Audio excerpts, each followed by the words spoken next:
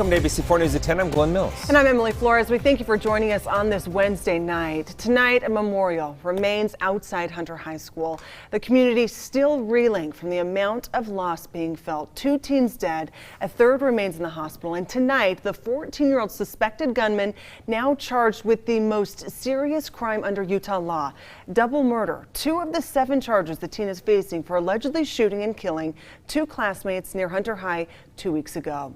Now tonight, new insight from court documents revealing what led up to that shooting, claiming that the teens had been involved in a dispute for more than a year. Documents say on January 13th, a fight broke out, someone broke it up. As the teens were allegedly walking away, the other group, quote, caught up to them and jumped them. A second fight started, and the boy says, quote, he began shooting into the crowd before running away. Now at this point, it will be up to the district attorney to decide if the teen's case will stay in juvenile court or if he will be tried as an adult. Notwithstanding that it's the most serious crime under Utah law, the prosecutors will meet with the victim's family.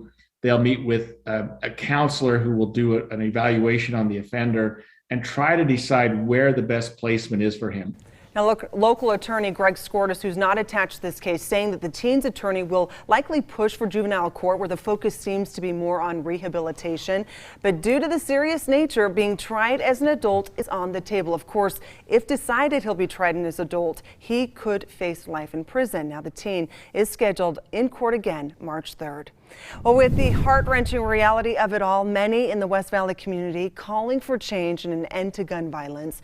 Lulu Latu Wolfgram, a youth coordinator for the nonprofit group Pacific Island Knowledge to Action Resources and also a parent of a Hunter High student herself, says her organization is spreading a message of unity and nonviolent conflict resolution, planning a group presentation at the high school. One of our goals is to better educate our youth, better educate our parents, that violence isn't the answer. Granite School District officials saying that their goal right now is to reassure students that school is still a safe place. The district encouraging all students to take advantage of the counseling resources available. 294. That's how many guns Salt Lake City Police say were reported stolen back in 2021. In the last 3 years, they say it's increased by nearly 25%. ABC4's Courtney Johns live to explain what can be done to address this. Courtney. Yeah, Glenn, Salt Lake City Police say we saw roughly 1 gun theft every day last year. And so far this year, they've reported at least 19 gun thefts in Salt Lake City. We've had homicides that have occurred that have been the result of guns that have been stolen. District Attorney Sim Gill says people who steal guns often end up committing other serious crimes. The collateral consequences of this violence not only impacts that person who's targeted, but it targets their family, it targets their loved ones and victimizes them, and then ultimately victimizes us as a community as well. When a firearm is stolen, it can easily end up in the hands of someone willing to use your gun to commit a violent crime such as a robbery, or even worse, hurting or killing someone. Today, Salt Lake City Police tweeting about an uptick in firearm thefts, a nearly 25% increase over the last 3 years. While Detective Michelle Mickling says she can't say with certainty why we're seeing an increase, Gill says an increase in gun sales could be a part of it. According to the Utah Department of Public Safety, more than 180,000 background checks for firearms were conducted in 2020. That's nearly double the amount from a year before. We have a large volume, proliferation of these firearms there. The state's annual crime report also shows an increase in stolen guns in 2020, valued at over $1 million. The last time it was that high was in 2016.